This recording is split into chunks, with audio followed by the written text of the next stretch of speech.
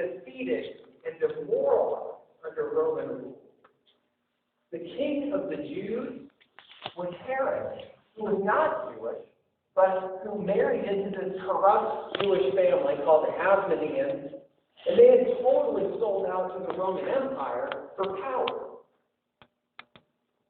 So it's in this most desperate of situations, in this time when nothing is going right, that Zechariah says this in his song. Praise be to the Lord, the God of Israel, because he has come to his people and redeemed them.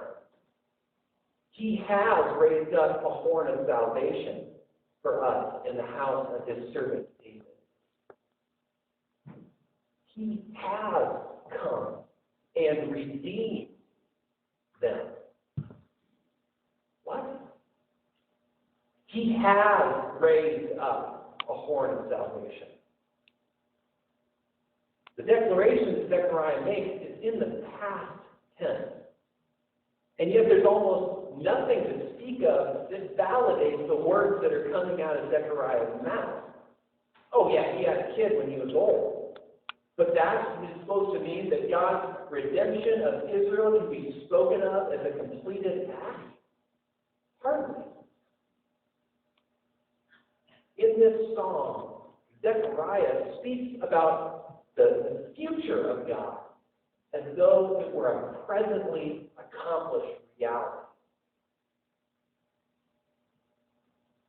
Today there's a football game. I talked with one of you about it earlier, between the Pittsburgh Steelers and the New England Patriots. And the Patriots are undefeated. They're one of the strongest teams that people have seen for many years, and some people think they're going to run the table. First time since the Dolphins did it in 72. But a player from Pittsburgh is sure that they will deliver the first loss to the Patriots. Defensive back named Smith. We're going to win, Smith says. Yeah, I can guarantee a win. Now that's pretty confident. But I don't think he's as confident as Zechariah's prophecy. Because Zechariah, his son's 8 days old, Jesus is still inside Mary's womb when he says not that we will win, but that we have won. That God already has given us the win. Zechariah speaks about the future of God's salvation as though it had already happened, already come to pass. And that way of speaking continues throughout the song. And that's the first thing that we notice about this salvation that Zechariah speaks of, that it's something that can be seen as it's already taken place in our world, even if it's something that God's ultimately doing in the future.